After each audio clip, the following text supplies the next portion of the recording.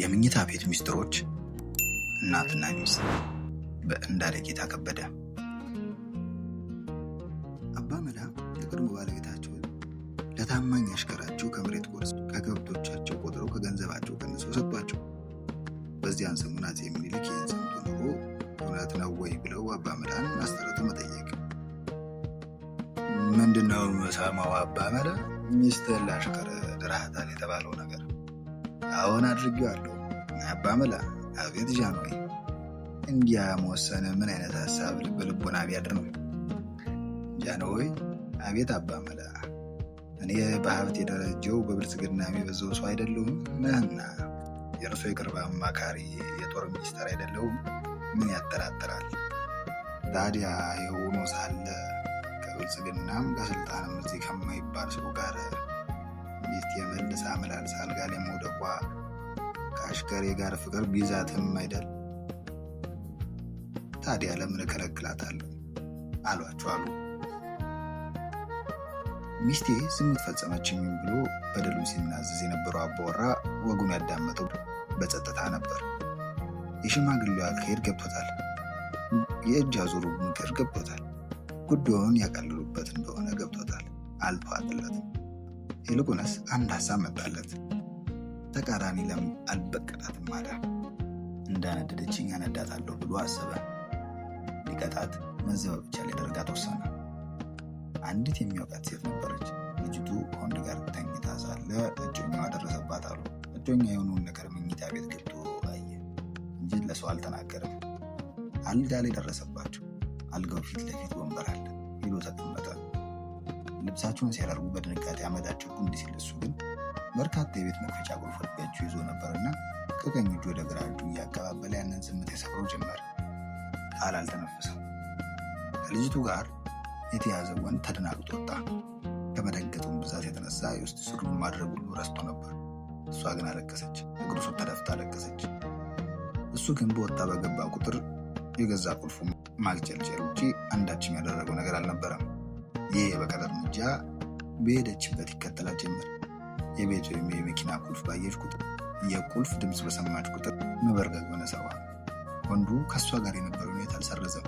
እሷ ግን ጸጸት ከምትችለው በላይ ሆኖባት በቃኝ ብላ ወጣች። ከተበቀሉ አይቀር እንዲህ ነው ብሎ ወደ ቤቱ ተመለሰ። ከሚስቱ ጋር እንደተገናኙ ተቃቅፎ ተላቀሱ። ይቅርታ ኮቴዋ ጉዳዩ አይደል? እኔንም ሆነ ራስሽን ለመበደል ብለሽ አይደለም ያደረግሽው። ጎድቻለሁ። ታማሚ እናቴን ደብረ ሊባኖስ ለመውሰድ መቻልሽን ብቻ ነበር ያሰብሽው። ሁለተኛ እንደዚህ ያለ በፍጹም አልሞከሩም። መሸ። ተቃቅፈው ተሳስመው ሊተኙ ሲሉ ብድግ አለችና አንዲት ወረቀት ይዛ መጣች። ሰጠችው። ምንድን ነው? ተመረመርኩ። መቼ? የተጣላኸኝ ቀን። ራስሽን ተጠራጥረሽ ነበር?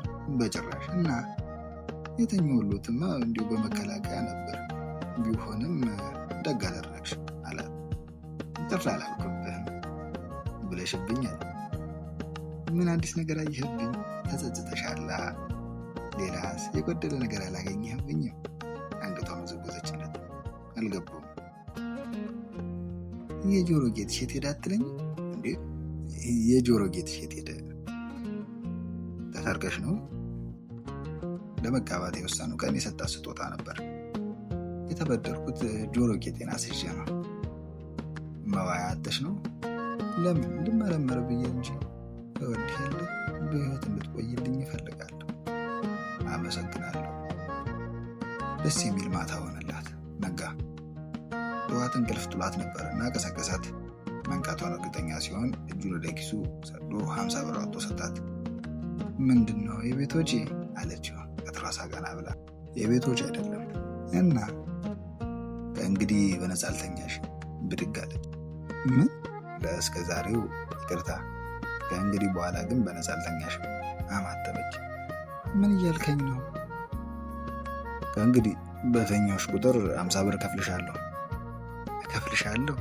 ከፈለግሽ በእናቴ ስም ቃል ገባለሁ። የእሷ ባልሆነልም እንዴ ሚስትህ እኮ ነኝ አለችው። ብትሆኝስ? ከእንግዲህ ለቤት ወጪ የሚሆን ብር መስጠቴን እንቀጥላለሁ። የ50 ብር ግን ለቤት ጉዳይ እንድታውዩ ልትኳኳይበት ልታግጭበት ነው እንጂ ብሩን ከሌላ ጋር እንዳይደባለቅ። ቀጭን ትእዛዝ ሰጣት። አንድ አዳር 50 ብር ሴተኛ አዳሪ ስለሆንክ ነው አይደል አለችው የመረረሳ አቅስቃ። አሁንም አይደለሁም ብለሽ ነው የምታምኘው። ወጣ፣ ስራ ሄደ። ማታ ተመለሰ። የሚስቱ መረበሽ አድርጓል። ተረጋግታ አልጠበቀችውም። ታማምተኛቱን ሲያይ ደስ አለ። ይሄ ነገር እየተደጋገመ መጣ። መንፈሷ ተሰቃየ። ራሷን መቆጣጠር እስኪያቅታት ድረስ መልመድ አቃታት። ሁኔታዋን መልመድ ቢቸግራት የስሜቷን መረበሽ ልታዋየው አልፈቀደችም። ቀስ በቀስ ግን ሁሉም ነገር እየተዋዳት መሰለ። ኑሯቸው እንደነበረ ቀጠለ። እንደ ድሮ መሳሳቅ፣ እንደ ድሮ መቀላለል፣ ሁሉም ነገር እንደነበረው ሆነ። የነበረ አዲስ ነገር ቢኖር በሳምንት 2 ወይም 3 ጊዜ ይተኛል። በተኛበት ቁጥር ይከፍላታል፣ ሳይጨምር ሳይቀንስ። ኑሯቸው ግን እንደነበረ። ወጪዎቹ ከመብዛታቸው የተነሳ ገቢ ማግኛ መንገዶች ማብዛት እንቅልፍ ሰዓት ያሳነስ ጀመር።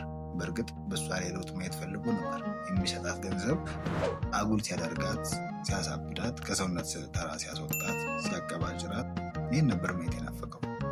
እሷ ላይ ግን ለውጥ አልነበረም። ይህ ስጋ ከየት መጥቶ ነው አለ። ከጎመኑ ጋር የተቀላቀለ ስጋ ለራስ ሲቀርብለት ገዝቼ ነዋ፣ ድሮስ ከየት ላመጣ ነው አለችው በጥያቄ ግራ እየተጋባች። ገንዘብ ከየት አመጣች? አንተ የምትሰጠኝ የቤት ወጪ የት ሄዱ? የዚያን ከዚህ እየቀላቀልሽ አይደለም አይደል? ሌባ ጣቱን ወደ መሽማ እየጠቆመ አታድርግ ብለህ አዘኸኝ የለ?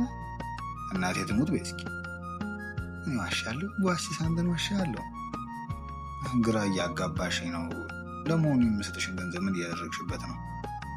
ለገላሽ መክፈል ከጀመርኩ አንስቶ ሰውነት ስለ አዲስ ነገር አላየው። የምልሽ ገብቶሻል አይደል?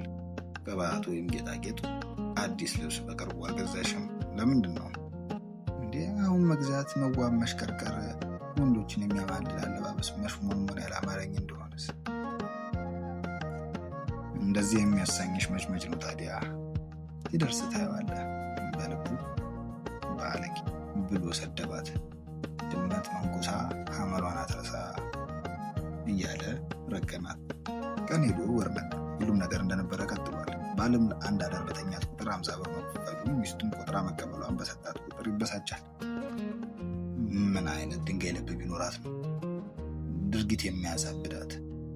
ጸጸት የሚሉት ነገር ያልፈጠረባትም ወይስ ምንድን ነው? ግራ ይገባዋል። ቀኑን ሙሉ ሲያስበው ይውላል። 2 ወር ሆነ።